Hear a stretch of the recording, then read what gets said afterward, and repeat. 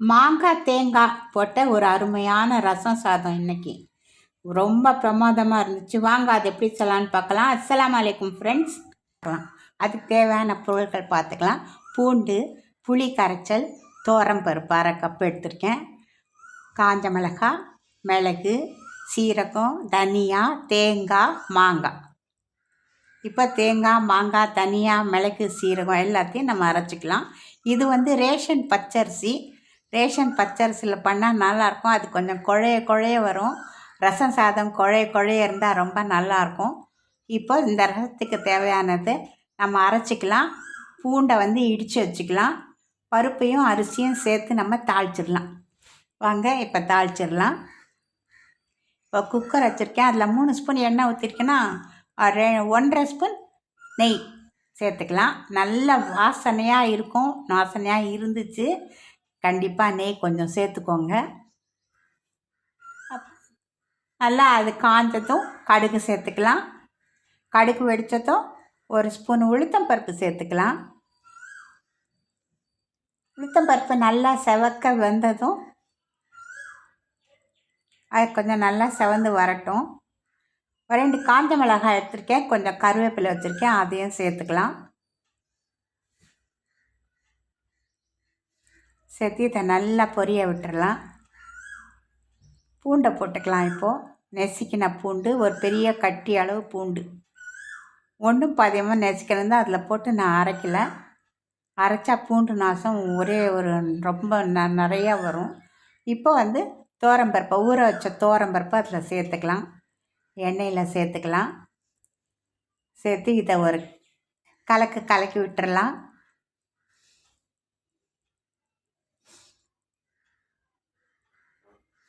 நல்லா கலந்து விட்டுருங்க. இப்போ இதில் ஊற வச்ச அரிசியை நல்லா புழிஞ்சிட்டு இதில் போட்டுக்கோங்க. நம்ம சாப்பாட்டு அரிசியில் கூட செய்யலாம். ஆனால் இது நல்லாயிருக்கும். குழைய நல்லாயிருக்கும். அது நல்லா குழைய வைக்கணும். நான் இதிலையே பண்ணிட்டேன். ரொம்ப நல்லா இருந்துச்சு. இந்த ரேஷன் அரிசி கூட இந்த வாட்டி ரொம்ப நல்ல அரிசி போட்டிருக்காங்க. மாவு அரிசி இல்லை, அது நல்ல ஒரு கெட்டியான அரிசி தான் போட்டிருந்தாங்க. அதையும் போட்டு இதை நல்லா வதக்கிட்டுக்கலாம். நான் 1.5 கப்பு தான் அரிசி எடுத்திருக்கேன். இந்த பருப்பு வந்து அரை கப்பு, 2 கப்பு மொத்தம். இது வந்து மிளகு, சீரகம், தேங்காய், மாங்காய் அரைச்ச குறான்னு அரைச்சோம் இல்லையா, அந்த மசாலா அதுவும் இதில் சேர்த்துக்கிட்டு நல்லா அதை வதக்கி விட்டுறலாம். இப்போது பருப்போடு சேர்த்து 2 கப்பு எடுத்திருக்கேன்னா அதுக்கு நான் வந்து 5 கப்பு தண்ணி ஊற்றிருக்கேன். அதில் 1 கப்பு புளி தண்ணி, 1 கப்பு புளி தண்ணி மேற்கொண்டு 4 கப்பு, மொத்தம் 5 கப்பு. கொஞ்சம் அது குழையாக இருக்கட்டும் அப்படின்றதுனால 5 கப்பு தண்ணி ஊற்றிருக்கேன்.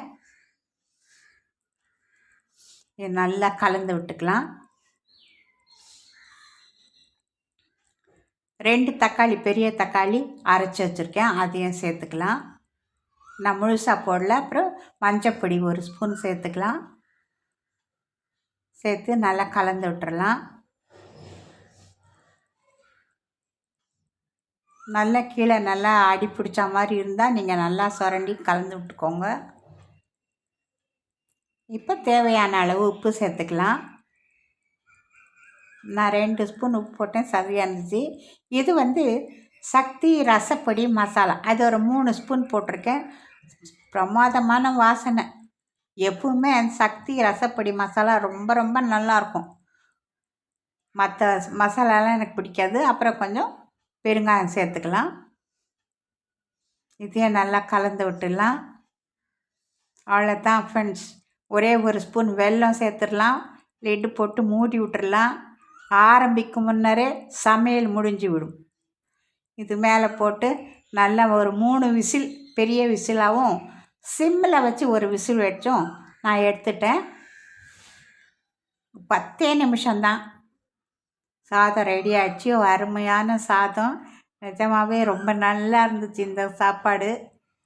என்ன தான் நீங்கள் பிரியாணி சாப்பிட்டாலும் இந்த மாதிரி ஒரு சாப்பாட்டுக்கெல்லாம் ஈடே இணை ஆகாது அந்த பிரியாணி.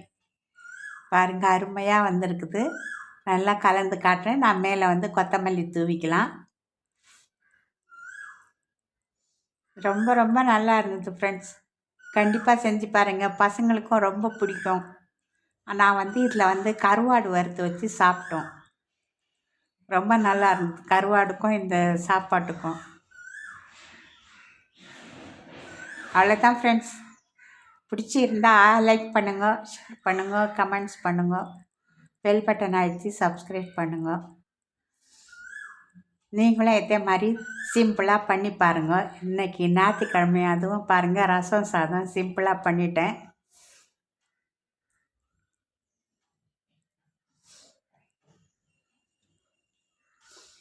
அவ்வளோதான் ஃப்ரெண்ட்ஸ். மேலே வந்து நம்ம கொத்தமல்லி தூவிக்கலாம். கண்டிப்பாக செஞ்சு பாருங்கள் ஃப்ரெண்ட்ஸ். அஸ்ஸலாமு அலைக்கும்.